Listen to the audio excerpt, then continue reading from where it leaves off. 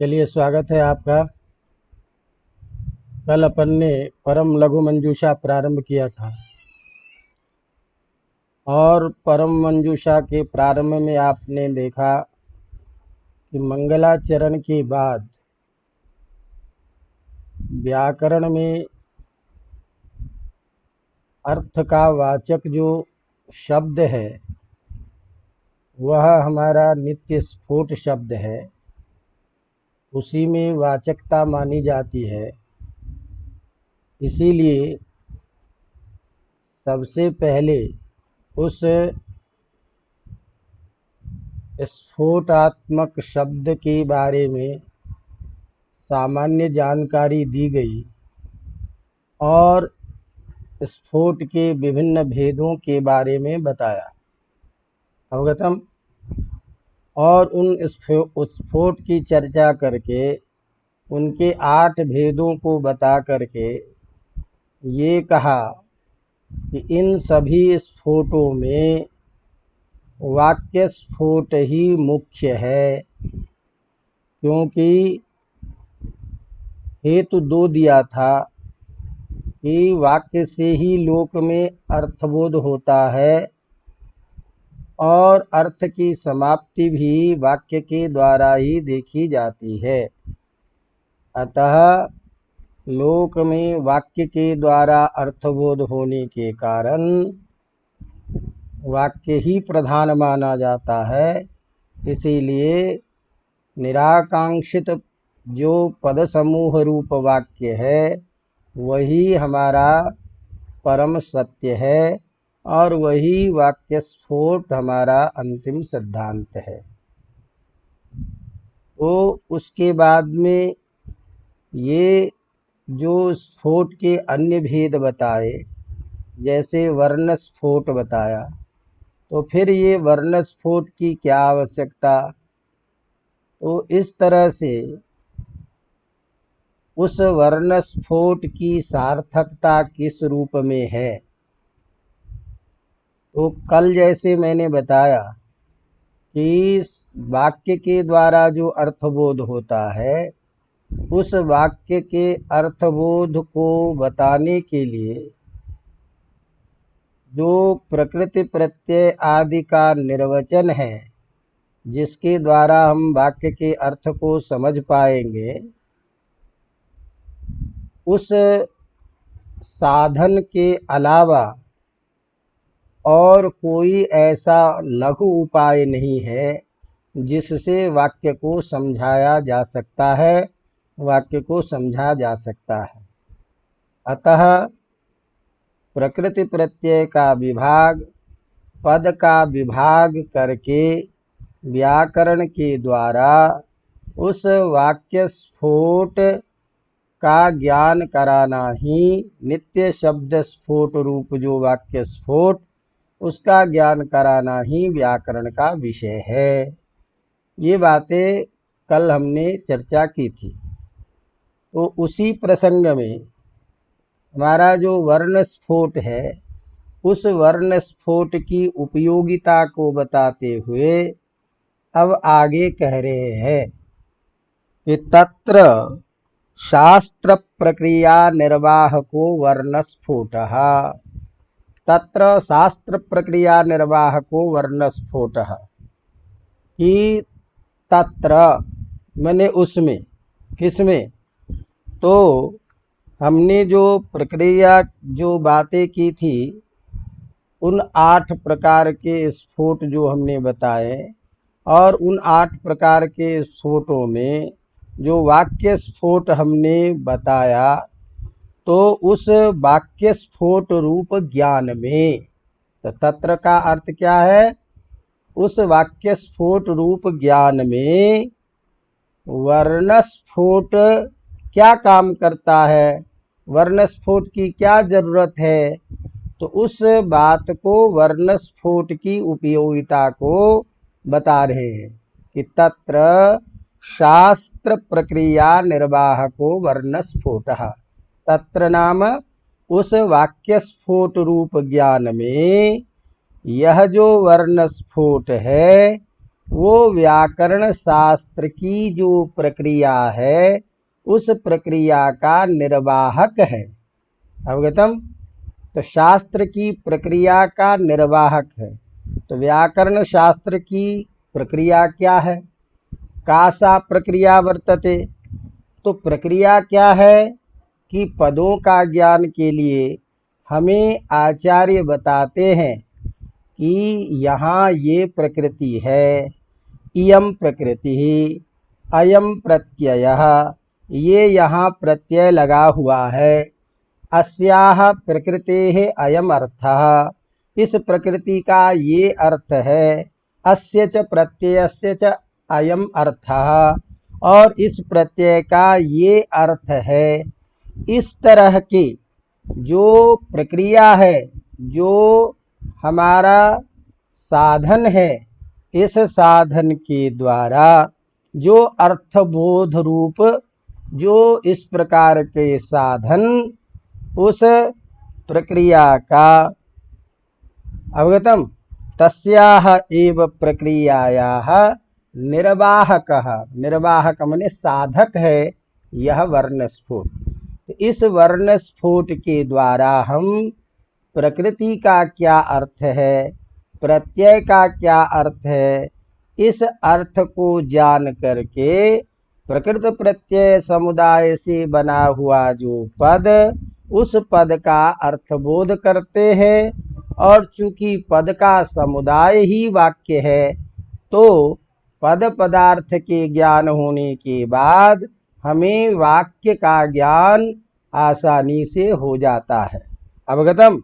तो इससे ये क्या सिद्ध हुआ कि जब तक हमें पद में भी प्रकृति का प्रत्यय का ज्ञान नहीं होगा, उसके अर्थ का ज्ञान नहीं होगा, तो पद का ज्ञान नहीं होगा, और पद का ज्ञान नहीं हुआ तो पदार्थ का ज्ञान नहीं होगा, पदार्थ का ज्ञान नहीं होगा तो पद पदार्थ से समन्वित जो विभिन्न पदों का जो समुदाय वाक्य बना हुआ है, उस वाक्य का ज्ञान नहीं होगा।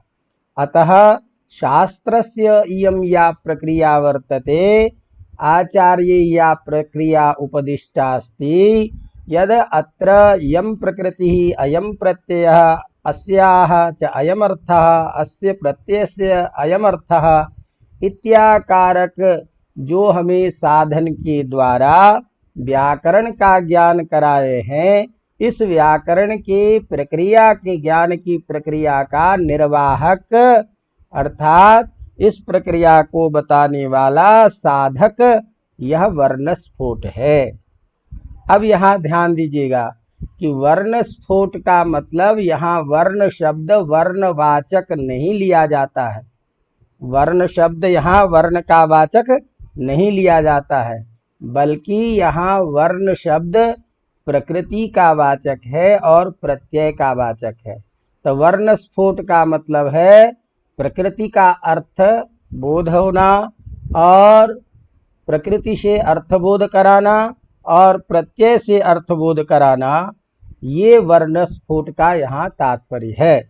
इसीलिए वर्ण पद का मतलब यहाँ अक्षर से नहीं है, क्योंकि अक्षर अनंत है। तो ऐसी स्थिति में वर्ण का वाचक यदि सामान्य हम वर्ण जो व्यवहार में बोलते हैं उस वर्ण को यदि लेंगे तो आनंत्यपत्ति आनंत्यापत्ति गौरव होगा।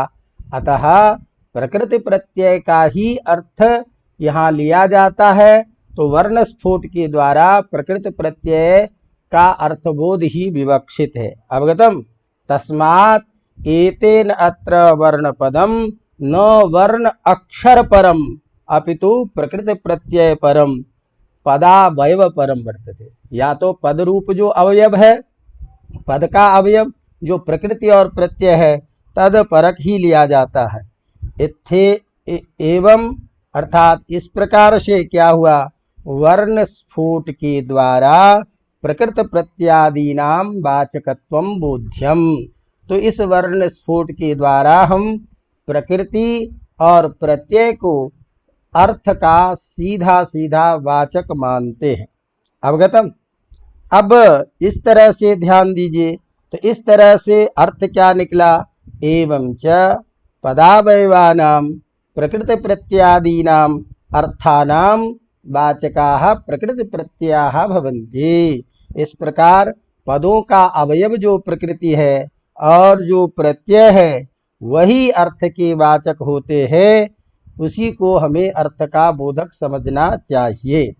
अवगतम।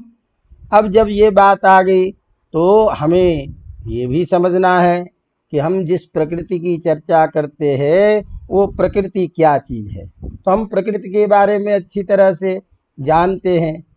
क्या? यस्मात् प्रत्यय विधि ही क्रियते सा प्रकृति ही। यदि सीधी सीधी भाषा में बात करें तो जिससे हम प्रत्यय विधि माने प्रत्यय का कार्य करते हैं, प्रत्यय का विधान करते हैं, वही क्या है? प्रकृति।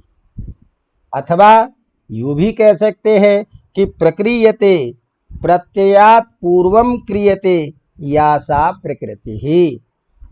प्रत्यय से पूर्व जिसका प्रयोग करते हैं वही है प्रकृति। अर्थात जिसके बाद हम प्रत्यय का प्रयोग करते हैं तो प्रत्यय के बाद में रहने पर पूर्व में जो रहता है उसी को प्रकृति हम कहते हैं। यद्यपि इस लक्षण के द्वारा कहीं दोष भी आ सकता है, क्योंकि हमारा बहुत ऐसे प्रयोग देखे जाते हैं जहाँ प्रत्यय पूर्व में ही लगा हुआ है। जैसे एक प्रयोग बनता है बहुपटवः, तो ईषद ऊनाः पटवः इति बहुपटवः, बहुपटु। तो बहुपटु प्रयोग जो बनता है इसमें बहुच प्रत्यय है। अब बहुच प्रत्यय जो है ये पहले है, अब पहले है और इसमें जिससे प्रत्यय लगा हुआ है वो बाद में है। तो आप जो ये नियम करेंगे कि भाई यस्मात् प्रत्यय विधि क्रियते, जिससे हम प्रत्यय का विधान कर रहे हैं वो प्रकृति है, या जिससे हम ये कह रहे हैं कि प्रत्यय के पूर्व में जो किया जाता है वो प्रकृति है, यदि ये अर्थ माने तो बहुत पूर्व इत्यादि प्रयोग, बहुपटु इत्यादि प्रयोग में ये अव्याप्त हो जाएगा, यहाँ लक्षण की प्रवृत्ति नहीं होगी। इसीलिए इस बात को हम करने के लिए, लक्षण की संगति बनाने के लिए हम ये भी कह सकते हैं, यहाँ कुछ नियम में संशोधन करते हैं कि असति प्रतिबंध के यदनुशासनेन प्रत्यात् पूर्वम विधीयते सा प्रकृति। अर्थात यदि कोई प्रतिबंधक न हो या कोई विशेष अनुशासन न किया गया हो पाणिनि के द्वारा, तो उसके अतिरिक्त उन चीजों को छोड़ करके प्रायः सब जगह पूर्व में जो प्रयोग किया जाता है वही प्रकृति है। तो प्रत्यय से पूर्व जिसका विधान किया जाएगा उसी को हम प्रकृति कहते हैं। इसी बात को दूसरे आचार्य लोग लक्षण के द्वारा कहना चाहते हैं, कहते हैं लक्षण को परिष्कृत रूप करते हैं। यद्यपि ये आप समझने में थोड़ी कठिनाई ना हो, लेकिन फिर भी कोशिश कर रहा हूं कि ऐसे कुछ शब्दों को भी समझ लें। तो प्रकृति क्या चीज है? तो उसको परिभाषा के रूप में कहते हैं कि प्रत्ययनिष्ठ विधेयता निरूपित उद्देश्यतावच्छेदकाक्रांतत्वम्। प्रत्ययनिष्ठ विधेयता निरूपित उद्देश्यतावच्छेदकाक्रांतत्वम्। तो प्रत्ययनिष्ठ विधेयता, तो जिसका विधान कर रहे हैं वो विधेय पद है, और विधेय में रहने वाला धर्म जो है वो विधेयता है। तो किसका विधान कर रहे हैं? प्रत्यय का। तो प्रत्यय में रह रही है क्या? विधेयता। तो प्रत्ययनिष्ठ विधेयता और तन निरूपित, निरूपित जहाँ हो उसका अर्थ करेंगे संबंधित, तो उससे संबंधित जो उद्देश्य है, अर्थात जिसको ध्यान में रख करके हम प्रत्यय करेंगे वह होगा उद्देश्य। उस उद्देश्य में रहेगी उद्देश्यता, और उस उद्देश्यता का जो अवच्छेदक होगा, ध्यान रखिएगा, जो जिसमें जो धर्म रहता है वो उसका अवच्छेदक होता है। इसकी हम चर्चा करेंगे। जैसे घट में रहने वाला जो धर्म है, घटत्व वह अवच्छेदक धर्म है। इसीलिए लक्ष्य में रहने वाला जो धर्म होता वो लक्ष्यता का अवच्छेदक कहलाता है। ये भी चर्चा इस तरह से कुछ हम करेंगे। तो सामान्य बात क्या हो गई यहाँ पर में कि प्रत्यय में रहने वाली जो विधेयता, उस विधेयता से संबंधित जो हमारा उद्देश्य है, अर्थात जिसको उद्देश्य करके हम करेंगे, उस उद्देश्य का अवच्छेदक से युक्त होना ही क्या कहलाता है? प्रकृति। तस्मात् प्रकृति वो चीज है जिसको उद्देश्य करके किसी प्रत्यय का हम विधान करेंगे। अवगतम? इसी तरह से प्रत्यय क्या चीज है? तो जिस प्रकृति को ध्यान में रख करके किसी अर्थ विशेष को बताने के लिए उस प्रकृति से जो विधान किया जाएगा उसे हम क्या कहेंगे? प्रत्यय। इसीलिए कहते हैं प्रतीयते विधीयते इति प्रत्ययः, अर्थात किसी अर्थ विशेष का विधान करने के लिए जिसको किया जाता है, जिसको लगाया जाता है। कहाँ लगाया जाता है? तो हम पढ़े हैं कि सूत्र वहीं सामने में लिखा होता है, प्रकृति ही प्रत्ययश्च। तो प्रत्यय जो है परश्च, प्रत्यय सूत्र दिया, उसके बाद में लिख दिया परश्च। ये प्रत्यय हमेशा पर में होता है। तो इस तरह से अर्थबोधकता के लिए किसी अर्थ विशेष को बताने के लिए शास्त्रीय संकेत के द्वारा जिसका विधान किया जाता है वही प्रत्यय कहलाता है। तो इस तरह से यह प्रकृति और प्रत्यय जो निश्चित अर्थ विशेष को बताता है, आचार्यों ने जिस इस अर्थ को संकेत करके हमें बताता है, उस संकेत के द्वारा प्रकृति प्रत्यय के अर्थ का निश्चय करके और हम फिर उस पद के अर्थ को समझते हैं, और पद के अर्थ समझने के बाद हम उस पद पदार्थ के ज्ञान के द्वारा वाक्य का अर्थ समझते हैं। अतः वाक्य रूप जो हमारा नित्य सिद्धांत है, उस वाक्य के अन्वाख्यान करने के लिए प्रकृति प्रत्यार्थ का ज्ञान आवश्यक है। यही व्याकरण शास्त्र की जो प्रक्रिया है, इस प्रक्रिया का निर्वाहक, इस प्रक्रिया का साधक ये वर्णस्फोट माना जाता है। अवगतम? तो इसीलिए इस बात को लिखते हैं कि शास्त्र मात्र प्रक्रिया निर्वाहको वर्णस्फोटः।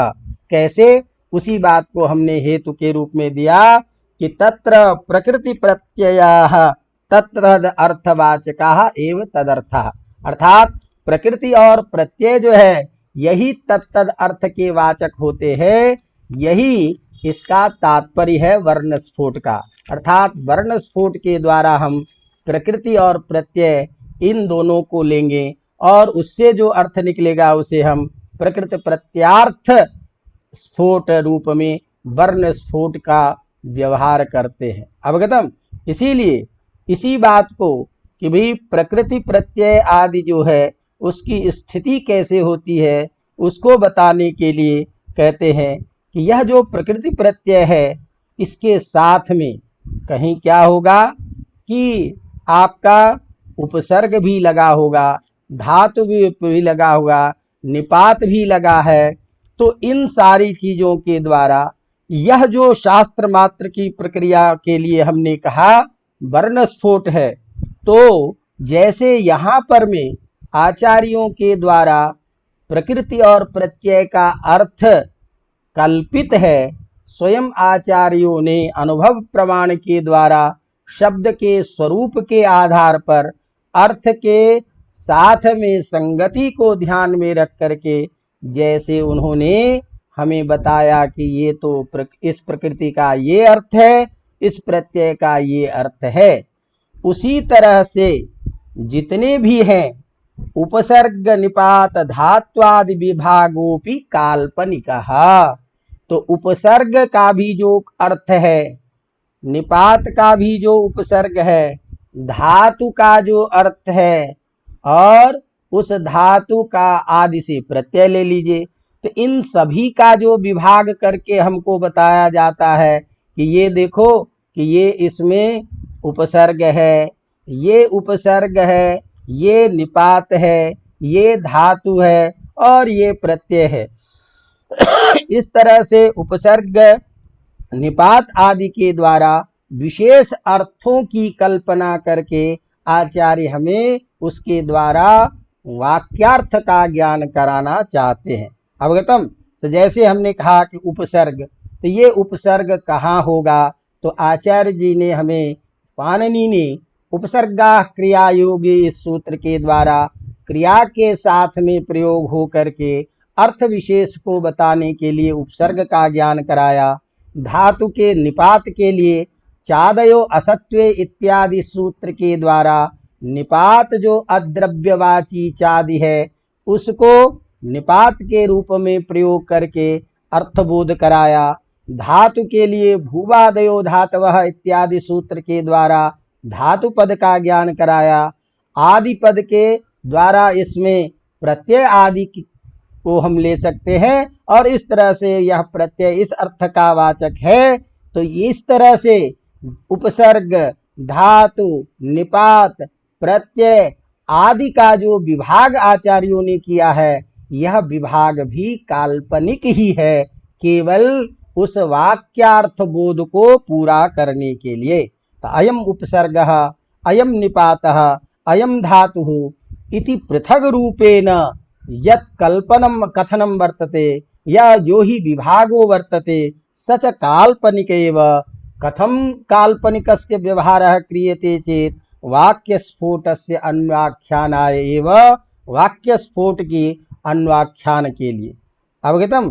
तो इस तरह से क्या हुआ, प्रकृति का भी जो अर्थ है वो आचार्यों के द्वारा कल्पित है अर्थबोध के लिए, और यह इनकी जो कल्पित इनका जो अर्थ है, यह कल्पित अर्थ अनुभव सिद्ध के द्वारा जो शब्द जिस अर्थ विशेष को बता रहा है उसी अर्थ विशेष में उस शब्द की शक्ति को स्वीकार करके और उस तरह का उपदेश हमें करते हैं। अवगतम। इत्थम यथा प्रकृत प्रत्ययाः काल्पनिकाः तथैव उपसर्गाः निपाताः इत्यादयः अपि सर्वेपि कल्पिताः एव सन्ति, परमार्थस्तु वाक्यस्फोट एव वर्तते। अवगतम। इसी तरह से क्या होता है कि व्याकरण की जब हम प्रक्रिया करते हैं तो कहते हैं कि जिसके स्थान में कोई कार्य होता है उसे हम कहते हैं स्थानी, और उस स्थानी के स्थान पर जिस कार्य का विधान करते हैं उसे हम कहते हैं आदेश।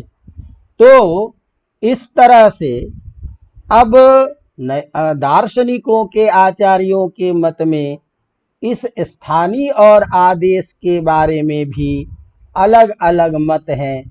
किसी का कहना है कि स्थानीय का ही अपना अर्थ होता है, इसलिए वाचकता अर्थ की बोधकता जो है स्थानीय में है। किसी का कहना है कि नहीं, स्थानीय का तो कभी प्रयोग होता ही नहीं है, शुद्धि उपास्य में शुद्धि उपास्य का हम प्रयोग करते हैं, जरा के स्थान पर निर्जर आदि जरस आदेश का प्रयोग करते हैं। तो ऐसी स्थिति में जो आदेश लोक व्यवहार में बोला जाता है, आदेश घटित, उसी का अर्थबोध होता है, इसीलिए वाचकता आदेश में है। इस तरह की बातें आती है, समझेंगे ना। तो अब इस बात को ध्यान में रख करके नागेश भट्ट कह रहे हैं कि भैया वाचकता दोनों में ही मानो। क्यों कि भाई जब कल्पित ही है तो स्थानीय के जगह जो आदेश होता है, तो स्थानीय के धर्म का आरोप जब आदेश में होगा तो स्थानीय में वाचकता यदि है तो वही वाचकता आदेश में भी आ जाएगा, इसीलिए वाचकता दोनों में है। दूसरी बात है कि जब कल्पित ही अर्थ है तो इस बात के लिए लड़ाई करने की क्या जरूरत है कि किस में वाचकता है। जहां भी स्वीकार करो वह तो कल्पित ही अर्थ है, लेकिन वस्तुतः यदि हम देखते हैं तो प्रथम कौन है, स्थानीय जिसका अर्थ है, और उसमें हम वाचकता स्वीकार करके हम भले ही उसमें आदेश को उसके जगह प्रयोग करते हैं उसमें भी वाचकता स्वीकार करते हैं, लेकिन वह स्थानीय का ही अर्थ होता है। लेकिन चूंकि अर्थबोध हमें दोनों के द्वारा करते हैं, तो शास्त्र में जो अर्थबोध है उसका उपसंक्रमण आदेश में होता और वही लोक व्यवहार में होता है। इसीलिए नागेश भट्ट का कहना है कि जब यह धातु प्रकृति प्रत्यय इसका अर्थ सारा काल्पनिक ही है, इसी तरह से स्थानीय का भी अर्थ काल्पनिक है, आदेश का भी अर्थ काल्पनिक है, इसलिए इसमें विभाग के विवाद की कोई जरूरत नहीं है। उसी बात को लिखते हैं कि स्थानिनो लादयः आदेशाः तिवादयः इत्यपि कल्पिताः एव। तो उसी बात को अलग से लिख रहे हैं कि भाई स्थानीय जो है वह जैसे लादयः आदेशाः तिवादयः, तो लकार के स्थान में तिप आदि आदेश करते हो, तो लकार जो है वह वाचक है, उसी अर्थ का वाचक जो है उसके स्थान पर आदेश क्या करते हैं, तिव आदि। तो कहते हैं कि चाहे स्थानीय हो लादयः या तिवादेशाः, उसके स्थान पर आदेश हुआ तिप आदि आदेश हो, सभी कल्पित ही है। तत्र स्थानिनां कल्पिताः अर्थाः तु कंठरवेनैव उक्ताः। तत्र ऋषिभिः स्थानिनां कल्पिताः अर्थाः कंठरवेनैव उक्ताः। तो यहाँ जो हमने अभी बात की है कि वाचकता किसमें है, स्थानीय में, और वाचकता किसमें है, आदेश में। तो कुछ लोग कहते हैं कि भाई जैसे हमने कहा कि वाचकता तो स्थानीय में ही है, लकार में ही है, लेकिन आदेश में वाचकता है, ये कुछ लोगों का कहना है। क्यों कहना है? क्योंकि लोक व्यवहार में आदेश प्रयुक्त जो वाक्य है, शब्द है, उसी का प्रयोग होता है। तो इस बात के लिए नागेश भट्ट कह रहे हैं कि नहीं, वाचकता तो दोनों में है। अब दोनों में जो वाचकता है, तो स्थानीय की जो वाचकता है, ये तो हमारे ऋषियों ने साक्षात कंठरवेनैव उक्ता, कंठ अर्थात साक्षात उच्चारण करके ही हमको ये बताया कि स्थानीय में वाचकता है। तो स्थानीय में वाचकता होने में तो कोई संशय ही नहीं है। क्यों नहीं है? क्योंकि आचार्यों ने तो कंठरवेनैव उक्ताः अर्थात स्व उच्चारित शब्देनैव, अपने स्वयं के द्वारा, नियमों के द्वारा साक्षात बताया कि भाई स्थानीय में है। जैसे लहकर्मणि च भावे चा कर्मकेभ्यः इत्यादि सूत्र के द्वारा लकाराः सकर्मकेभ्यः अकर्मकेभ्यः धातुभ्यः कर्तरि इत्यादि के द्वारा कि भाई सकर्मक धातुओं से लकार जो होता है कर्म और कर्ता अर्थ में होता है, और अकर्मक धातुओं से लकार भाव और कर्म कर्ता अर्थ में होता है। यह जो आचार्य ने जो अनुशासन किया है, इस अनुशासन के द्वारा तो सीधा सीधा स्थानीय में वाचकता तो है ही। अवगतम? इसीलिए इत्थम स्थानीय नामपि ये अर्थाः तेपि शास्त्रकृत भी पाणिनीय प्रभृति आचार्य ही शास्त्र प्रक्रिया निर्वाहाय स्वकंठरवेनैव प्रत्यक्षतया एव स्वोच्चारित उच्चारण शब्देनैव उक्ताः। इसीलिए स्थानीय में वाचकता में तो कोई दिक्कत नहीं है, क्योंकि स्थानीय की वाचकता जो है वह तो आचार्यों ने तत्तद सूत्रों के द्वारा सीधा उच्चारण करके ही कहा है। तब बात बची कि फिर स्थानीय में वाचकता कैसे मानेंगे? तो स्थानीय की वाचकता को मानने के लिए नागेश भट्ट कह रहे हैं आदेशानां तु स्थान्यर्था विधान समर्थस्यैव आदेशता इति भाष्यात् ते अर्थाः। अर्थात तात्पर्य क्या हुआ कि भाई स्थानीय की वाचकता तो कोई दिक्कत नहीं है, स्थानीय में तो वाचकता है, लेकिन आदेश में भी वाचकता है, और वह वाचकता कल्पित ही है। कैसे? तो कहते स्थान्यर्था विधान समर्थस्यैव आदेशता। क्योंकि एक सिद्धांत है, भाष्यकार ने बताया कि स्थान्यर्था विधान समर्थस्यैव आदेशता, कि स्थानीय का जो अर्थ है उसी अर्थ को बताने के लिए आदेश होता है। तो आदेशता जो होती है अर्थात आदेश प्रयुक्त जो कार्य होता है उस आदेश प्रयुक्त कार्य स्थानीय के अर्थ को ही बताने के लिए होता है। अतः स्थानीय प्रयुक्त कार्य करने के लिए ही आदेश होने के कारण उस आदेश में भी वाचकता जो है वो कल्पित ही होता है। अवगतम। तो इति भाष्यात, भाष्यकार ने ये बातें कही है, इसीलिए भाष्यकार के द्वारा ते अर्थाः, वो जो अर्थ है वह आपके आदेश का भी है ये माना जाता है। तो भाष्य के वचन के द्वारा हम आदेश में भी वाचकता स्वीकार करते हैं, यह वाचकता आदेश में भी है। स्थानीय की वाचकता तो साक्षात सूत्र द्वारा उच्चरित कहने होने के द्वारा, निर्देश होने के द्वारा ही पता चलता है, लेकिन आदेश की जो वाचकता है स्थान्यर्थाभिधान आदेशता तो समर्थस्य व आदेशता, तो स्थानीय का जो अर्थ है उसके स्थान पर विधान होने के कारण उसके भी समर्थ पदों का ही आदेश होता है। इस बात को स्थानांतरतमः इस सूत्र के भाष्य में आचार्य ने पतंजलि ने बताया।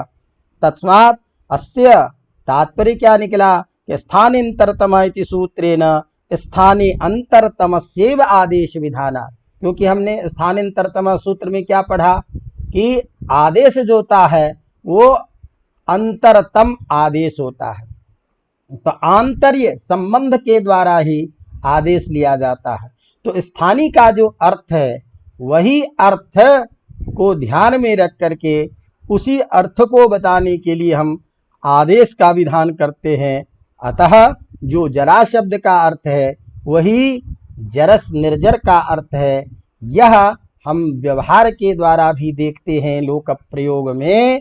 तस्मात् आदेशस्य अपि वाचकता वर्तते, वह वाचकता है और वह भी कल्पित ही है। इत्थम स्थानिनाम अर्थवत्वे आदेशेपि अर्थवत्वम कल्प्यते। इस प्रकार स्थानीय के अर्थवत्ता होने, स्थानीय में अर्थवत्ता होने के कारण, स्थानीय का अर्थवान होने के कारण आदेश को भी हम अर्थवान मानते हैं और उस आदेश में भी अर्थ की कल्पना करते हैं।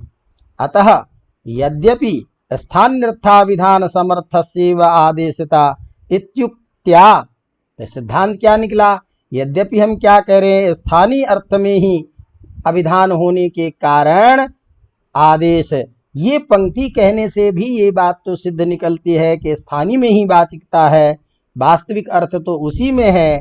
तथापि स्थानिनाम लोके प्रयोगाभावात्, स्थानीय का लोक में प्रयोग नहीं होने के कारण आदेशानाम अर्थवत्वम कल्प्यते, आदेश में अर्थवत्ता अर्थ की हम कल्पना करते हैं। अवगतम। इत्थम प्रकारेण, इस प्रकार क्या हुआ, स्थानीनाम वाचकत्वम आदेशानाम वेति विचारो निष्फल एव। इसीलिए नागेश भट्ट कह रहे हैं कि जब दोनों जगह कल्पित ही अर्थ है तो कोई लोग जो कहता है कि स्थानीय में ही वाचकता है, कोई जो कह रहे हैं कि नहीं आदेश में ही वाचकता है, तो यह विचार या यह विवाद जो है करना तो बिल्कुल बेकार ही है। उसी बात को लिखते हैं कि आदेशानाम तो स्थान्यर्था विधान समर्थस्यैव आदेशता इति भाष्यात् ते अर्थाः एवं च स्थानिनाम वाचकत्वम आदेशानाम वेति विचारो निष्फल एव, क्योंकि स्थानीय की वाचकता है, आदेश की वाचकता है, यह जो अलग अलग विचार करना है वह तो निष्फल ही है। क्यों कि कल्पित वाचकत्वस्य उभयत्र सत्वात्, क्योंकि जब कल्पित वाचकत्व है, वाचकता कल्पित है, तो स्थानीय में भी वो वाचकता है और आदेश में भी वाचकता मान लेने में कोई दिक्कत नहीं है।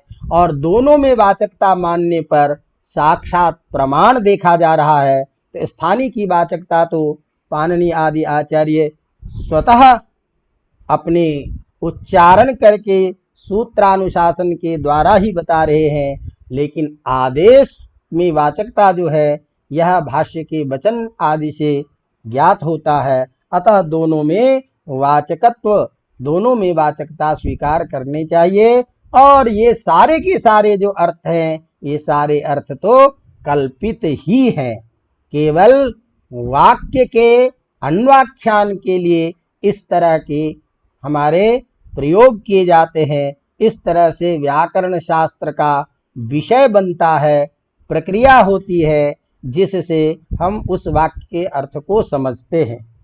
तस्मात् लिख रहे हैं कि मुख्यम वाचकत्वम तु कल्पनया बोधित समुदाय रूपे पदे वाक्ये वा। तो वस्तुतः ये सारी चीजें तो क्या चीज है, कल्पित ही है। वस्तुतः वाचकता तो किसमें है, वाचकत्वम तु, वाचकता तो हमने जो पहले आपको कल के दिन में कहा था कि कल्पनया पदानि प्रभिवज्य तत्रापि प्रकृति प्रत्ययम प्रभिवज्य।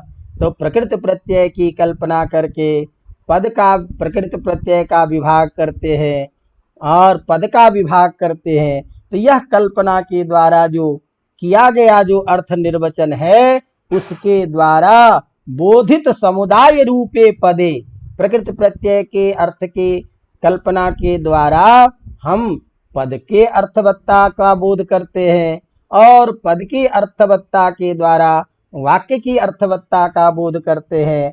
तस्मात् मुख्य वाचकता जो है हमारा, वह तो अखंड पद में ही है और अखंड वाक्य में ही है।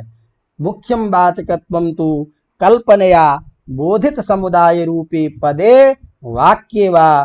क्यों कि लोकानाम ततएव अर्थबोधात्, लोक में तो अर्थबोध उसी से होता है, पद से ही शक्ति ग्रह के द्वारा बोध होता है और वाक्य से ही अर्थ की समाप्ति होती है। तो पद पदार्थ का व्यवहार लोक में सीधा सीधा देखा जाता है, लेकिन उस पद का ज्ञान करने के लिए प्रकृति प्रत्यय आदि विभाग की कल्पना की जाती है। तो ये सारा का सारा क्या है, साधन है।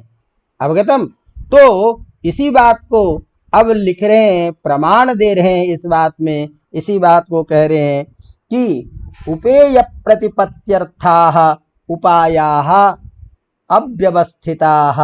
ये बात, इसी बात को ध्यान में रख करके वैयाकरण भूषण सार में ये कह रहे हैं। अवगतम। तो अभी तक हमने जो बातें कही पहले उसको एक बार देख लें, फिर उसके बाद हम इस पंक्ति की व्याख्या करेंगे। तो किताब आप सभी सामने में रखिए और अभी जो हमने प्रारंभ किया था ये सारी चीजें एक बार मूल पंक्ति में देख लें। तो उसी बात को लिख रहे हैं, तत्र शास्त्र प्रक्रिया निर्वाहको वर्णस्फुटः। तत्र अर्थात उस वाक्य के ज्ञान में, वाक्य रूप जो नित्य स्फुट, उसके ज्ञान में शास्त्र प्रक्रिया निर्वाहको वर्णस्फुटः, शास्त्र की प्रक्रिया का निर्वाहक साधक होता है वर्णस्फुट। प्रकृति प्रत्ययाः तत्तद अर्थवाचकाः एव तदर्थः। इसका अर्थ क्या है वर्णस्फुट का, कि प्रकृति और प्रत्यय ही तत्तद अर्थ का वाचक होता है। इससे ये सिद्ध हुआ कि वर्णस्फुट के द्वारा यहाँ प्रकृति का ही ग्रहण है, प्रकृति का ही अर्थ लिया जाता है और प्रत्यार्थ का ही लिया जाता है। तो वर्ण पद से प्रकृति और प्रत्यय दोनों का यहाँ ग्रहण होता है और यह दोनों का जो अर्थ है वह अर्थ का वाचक प्रकृति और प्रत्यय ही है। इसी तरह उपसर्ग निपात धात्वादि विभागोपि काल्पनिकः। उपसर्ग निपात और धातु आदि का जो विभाग है, यह विभाग भी क्या है, काल्पनिक ही है। स्थानिनो लादयः लादयः आदेशाः तिबादयः कल्पिता एव। इसी तरह से स्थानीय जो लो आदि है, लकार आदि, और आदेश जो है उसके स्थान पर तिप आदि, वह भी, उसका भी अर्थ कल्पित ही है। तो वो ऐसी स्थिति में स्थानीय और आदेश में भी अर्थ हम स्वीकार करते हैं, इन दोनों में ही वाचकता है। तो उन दोनों में तत्र ऋषिभिः स्थानिनां कल्पिता अर्थाः कंठरवेनैवोक्ताः।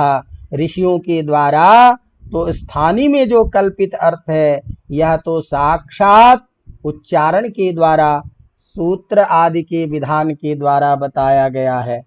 और आदेशानाम तु, आदेश में जो है यह अर्थबोधकता, वाचकता व स्थान्यर्था विधान समर्थस्यैव आदेशता, क्योंकि स्थानीय का जो अर्थ है उसके अर्थ को बताने के लिए ही समर्थ होता है आदेश, उसी को अर्थ को बताने के लिए आदेश होता है।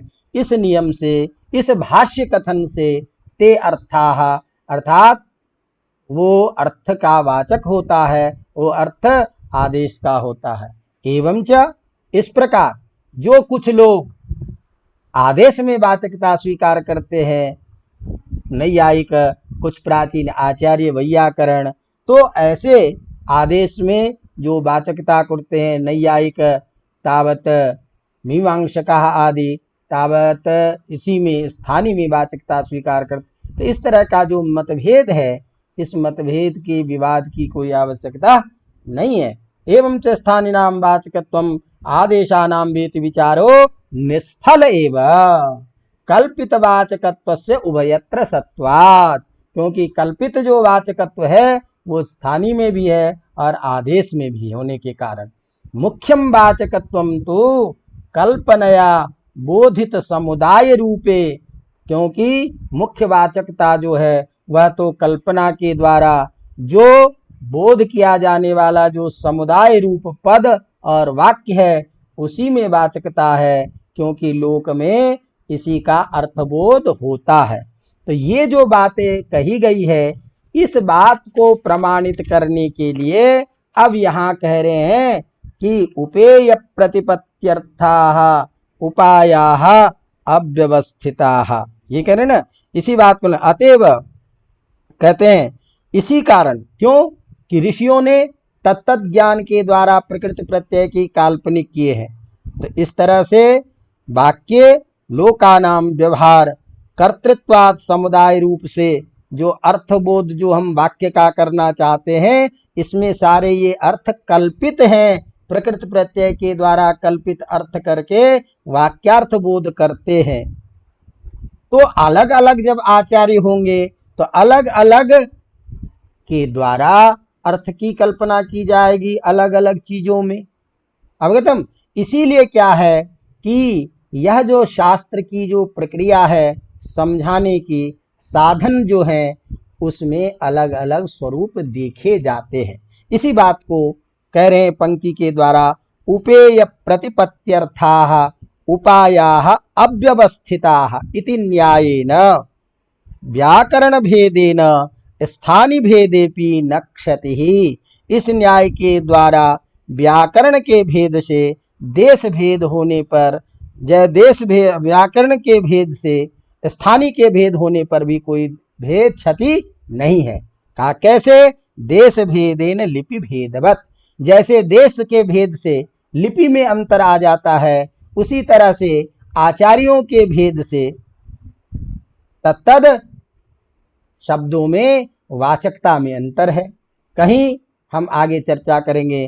तो साधन जो है वह भिन्न भिन्न हो सकते हैं, लेकिन सबका तात्पर्य क्या है? वही वाक्यार्थ बोध कराना।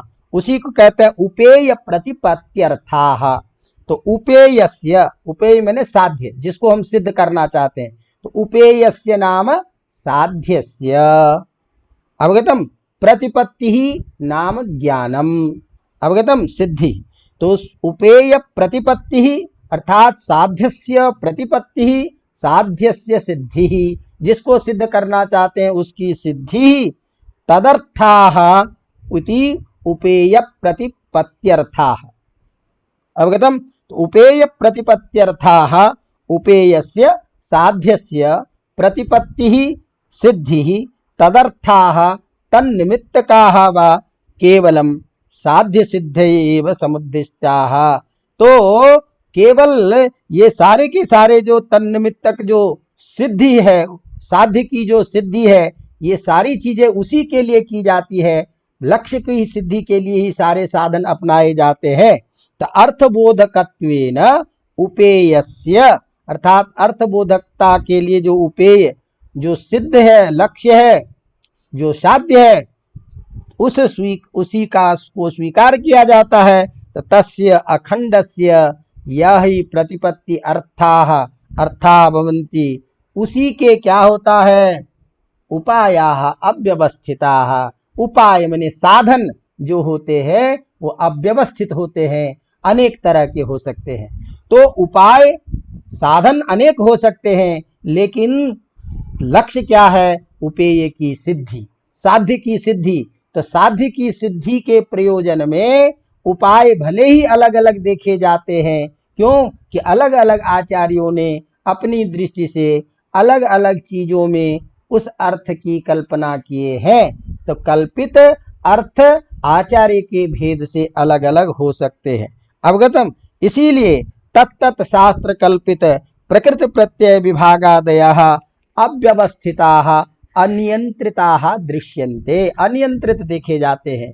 कैसे, तो जैसे मान लीजिए कि हम कहते हैं कि मीमांसक लोग जो है वो क्या करते हैं, वर्ण में ही वाचकता स्वीकार करते हैं। अवगतम। नैयायिक और प्राचीन वैयाकरण लोग जो है वो आदेश में वाचकता स्वीकार करते हैं। तो अलग अलग आचार्य अलग अलग चीज में स्वीकार करते हैं, लेकिन इन दोनों के स्वीकार कर, चाहे वर्ण में वाचकता स्वीकार कीजिए, चाहे आप आदेश में वाचकता स्वीकार कीजिए या पद में वाचकता स्वीकार कीजिए, सबका तात्पर्य क्या है, सभी आचार्यों का वाक्यार्थ बोध कराना ही है। तो सिद्ध क्या है, साध्य क्या है, वाक्यार्थ बोध।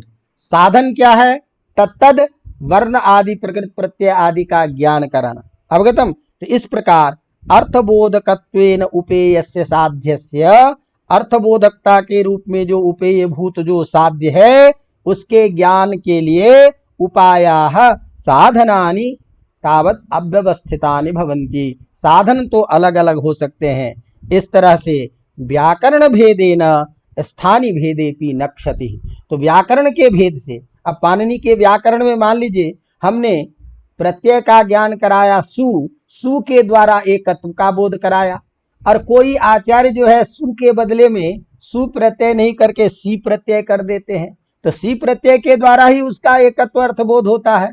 तो किसी ने सु के द्वारा एकत्व अर्थबोध कराया, सु में वाचकता मानी, किसी ने सी में वाचकता मानी। तो इस तरह से वाचकता रूप जो साधन है उस साधन के भेद होने में कोई दिक्कत नहीं है। कहा कैसे, तो उदाहरण दे रहे हैं, जैसे देश भेदेन लिपि भेदवत, जैसे किसी देश के भेद से लिपि में भेद हो जाता है। तो यथा लिपयो विनिगमना विरहात सर्वा एव शब्द विषयक संस्कारक बोधन द्वारा शब्दोद्बोधकाः, जैसे कोई भी लिपि है वह उसमें कोई ये तय नहीं है कि यही लिपि हो, कोई विनिगमन नहीं होने के कारण जितनी भी लिपियां हैं वो सभी शब्द विषयक जो ज्ञान है उसी संस्कार का बोध करा के, उसी बोध के द्वारा शब्द से प्राप्त होने वाला जो अर्थ है, वाक्य से प्राप्त होने वाला जो अर्थ है, उसी अर्थ को बताना चाहते हैं। तो इसीलिए व्याकरण भेदेन तद भेदेपि, उसी तरह से शब्द के व्याकरण, उसी प्रकार व्याकरण के भेद से शब्द भेद होने पर भी, प्रकृति प्रत्यय में भेद होने पर भी, जैसे घट इति अखंडम पदम, घट इति प्रकृतिम सुप्रत्ययम, घट इस प्रकृति को, सु इस प्रत्यय को, व्याकरण भेदेन सी इति प्रत्ययम कल्पयित्वा, कोई लोग सी ऐसा प्रत्यय की कल्पना करके ऋत्व विसर्ग आदि करके वही रामः की सिद्धि करते हैं। पाणिनि भी सु आदि सु में के प्रत्यय की कल्पना करके उसी में वाचकता मान करके उसको ऋत्व विसर्ग करके रामः की सिद्धि करते हैं। तो इस तरह से कल्पित्वा ऋत्व विसर्गादि शास्त्रेण अन्वाख्यायते, अन्वाख्यान कारणस्य, अन्वाख्यान का जो कारण है वह भिन्न होने पर भी अन्वाख्येय रूप जो वाक्य है उस वाक्य में कोई भेद नहीं होता है, सबका तात्पर्य यही रहता है, उसका वाक्यार्थ बोध कराना। तस्मात् अर्थात प्रकृति प्रत्यादि साधका उपायाः वर्णस्फोट शास्त्र प्रक्रिया मात्र निर्वाह का वर्तते, इसीलिए ये जो है ये शास्त्र प्रक्रिया मात्र का बोधक है। इसी बात में तो ये तात्पर्य क्या निकला कि ये सभी क्या चीज है, कल्पित हैं। और ये कल्पित जो चीजें हैं उसमें अर्थवाचकता जो है अलग अलग आचार्यों की दृष्टि से अलग अलग जगह पर में उसकी वाचकता स्वीकार कर सकते हैं। प्रकृति प्रत्यय प्रत्यय आदि के स्वरूप में अर्थवाचकता वाचक चीजों में भेद हो सकता है, लेकिन सबके भेद होने पर भी अन्वाख्येय जो हमारा वाक्य होता है सबका तात्पर्य उसी वाक्यार्थ का बोध कराता है। इसी बात को वो वाक्यपदी कार भर्तहरि ने भी अपने वाक्यपदीय में कहा कि तद विभागा विभागाभ्याम क्रियमाणाम अवस्थितम स्वभावज्ञैश्च भावानाम दृश्यन्ते शब्द शक्तयः। अर्थात शब्द की जो शक्ति है, तो जो योग विभागेन, योग विभाग करके यो अपने तप के बल पर अप्रतिबद्ध ज्ञानाः, जिसका ज्ञान कभी रुका नहीं है, प्रतिबंधित नहीं होता है, ऐसे जो हमारे पाणिनि आदि आचार्य हैं वो अपने आर्षक ज्ञान के द्वारा सर्वभावानाम सभी पदार्थों का साक्षात्कार करने में समर्थ होते हैं। और ऐसे समर्थ जो ये मुनि लोग हैं वो साध्व साधु शब्दानाम, साधु असाधु शब्द का, धर्म और अधर्म का जनक जो है उसके स्वभाव को प्रत्यक्ष जानते हैं। अतः उन आचार्यों के द्वारा तैहि मुनि भी प्रकृति प्रत्यय विभाग कल्पनया, प्रकृति प्रत्यय आदि विभाग की कल्पना करके प्रकृति प्रत्यय विभाग कल्पना, और कहीं जैसे पचति पाककः पाकः, तो पच प्रकृति ही, ती प्रत्यय पच प्रकृति ही, घय प्रत्यय अस्य अयम अर्थः इत्यादि कल्पना के द्वारा, इत्यादि व्युत्पादन के द्वारा, अथवा कहीं कहीं क्या करेंगे, प्रकृति प्रत्यय की कल्पना के बिना ही निपात आदि के द्वारा यह शब्द इस अर्थ में प्रसिद्ध है, जैसे पंक्ति विशति यह इस अर्थ में प्रयोग सिद्ध है, दाधरती दधरती ये दोनों प्रयोग सिद्ध है, इत्यादि पद के स्वरूप का साक्षात निपात के द्वारा रचना करके यह व्याकरण शास्त्र इस प्रकार के साधुत्व का अन्वाख्यान करने के लिए आवश्यक है। इसके अलावा वाक्य के अन्वाख्यान करने का और कोई उपाय नहीं है। तस्मात् अयम अस्य व्याकरणस्य सार्थक्यम भवति। एवं च इस प्रकृति प्रत्यय की कल्पना भी आवश्यक है, और इसी कल्पना के द्वारा वाक्यार्थ बोध कराना ही यह व्याकरण का विषय है। इसी बात को लिखते हैं, उपेय प्रतिपत्त्यर्थाः उपायाः अव्यवस्थिताः इति न्यायेन व्याकरण भेदेन स्थान भेदेपि न क्षतिः देश भेदेन लिपि भेदवत् इति। अवगतम। अब यहाँ तक हमने क्या कहा कि इसका तात्पर्य ये हुआ कि हमारे वैयाकरणों के यहाँ वाक्य स्फोट जो है यही प्रधान है, यही शब्द है जिसमें वाचकता हम स्वीकार करते हैं। अवगतम। और यही जो शब्द है, यह शब्द जितने भी लोक में पदार्थ कराने वाले, पदार्थ का ज्ञान कराने वाले प्रमाण हैं, उन प्रमाणों में शब्द प्रमाण भी स्वीकार किया जाता है। तो इसलिए यह भी शब्द अर्थबोध में प्रमाण होता है। इस बात को बताने के लिए आगे कह रहे हैं। तो अभी तक हमने तय कर दिया क्या कि हमारा शब्द जो है उसी में वाचकता हम स्वीकार करते हैं, और वह नित्य स्फोट शब्द है, और उस शब्द को ही भी प्रमाण, उस शब्द को प्रमाण के रूप में स्वीकार किया गया है। इसी बात को लिखते हैं तत्र, अर्थात तत्र अर्थात वाक्यार्थ बोधे। अवगतम। किम भवति, तो कहते हैं तत्र प्रत्यक्षानुमानोपमान शब्दाः प्रमाणानि इति गौतम सूत्रे आप्तश्च शब्दश्च आप्तोपदेश रूप प्रमाणम आप्तो नाम वस्तु तत्वस्य कार्त्स्नेन निश्चयवान रागादिवशात् दपि यह नान्यथावादी यह स इति चरके पतंजलि। अवगतम। तो यहाँ अब हम गौतम के न्याय सूत्र को प्रमाण में उद्धरित करते हुए इस शब्द को प्रमाण माना गया है, इस बात को कह रहे हैं कि वाक्यात्मक शब्दस्य वाचकत्वं समासतः इदानीं प्रतिपाद्य प्रत्यक तत्र प्रामाण्यम उपपादयति, तत्र प्रत्यक्षानुमानोपमान शब्दाः प्रमाणानि, ये गौतम का न्याय सूत्र है। और इस न्याय सूत्र में शब्द को भी प्रमाण कहा गया है, और वह शब्द कौन सा है? आप्तोपदेश रूपः शब्दः प्रमाणम। यह आप्तोपदेश रूप जो शब्द है यह प्रमाण है। तो कहा आप्तोपदेश रूप शब्द प्रमाण है, तो आप्तोपदेश क्या चीज है? तो उसकी व्याख्या करते हुए नागेश कह रहे हैं, आप्तो नाम अनुभवेन वस्तु तत्वस्य कार्त्स्नेन निश्चयवान। आप तो उसे कहते हैं जो अपने अनुभव के द्वारा, अपने योग साधना के सामर्थ्य से प्राप्त जो अनुभव है, उस अनुभव के द्वारा वस्तु तत्वस्य, जो वस्तु का यथार्थ है, इदमित्थम एवं एवं, यह ऐसा है, इस प्रकार के वस्तु तत्व के यथार्थ को जो समझने वाला कार्त्स्नेन, पूर्ण रूप से जिसने उस अर्थ के बारे में निश्चय कर लिया है।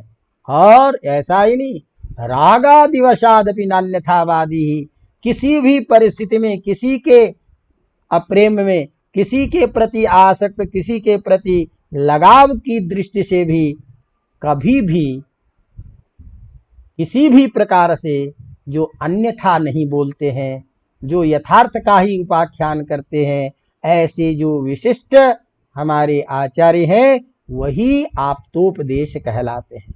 इसीलिए आप्तोपदेश यह उस आचार्यवान ज्ञानवान विवेक ज्ञान जो हमारे आचार्य ऋषि हैं, उनके लिए कहा जाता है। इसीलिए आप्तोपदेश की व्याख्या करते हुए, विग्रह करते हुए कई कहते हैं, उपदिश्यते असौ उपदेशः। उपदेश क्या चीज है? उपदिश्यते असौ उपदेशः, जो कहा जाए, उच्चरित किया जाए, जो कथन किया जाए, जो बोला जाए, जिसका उपदेश हो। अवगतम। और आप्तस्य उपदेशः इति आप्तोपदेशः, तो आप्तोच्चारित जो है वही क्या हुआ? उपदेश है। यद्वा उपदेशनम उपदेशः, उपदेश भाव में घय प्रत्यय करके हम कहते हैं, तथा च आप्तोपदेशेन, अर्थात आप्तोच्चारणेन रूप्यते ज्ञायते इति आप्तोपदेश रूपः, मैंने आप्त के द्वारा, उच्चरित उच्चारण के द्वारा जिसका ज्ञान हो, ऐसे जो कथन होगा उसी को हम आप्तोपदेश रूप कहेंगे।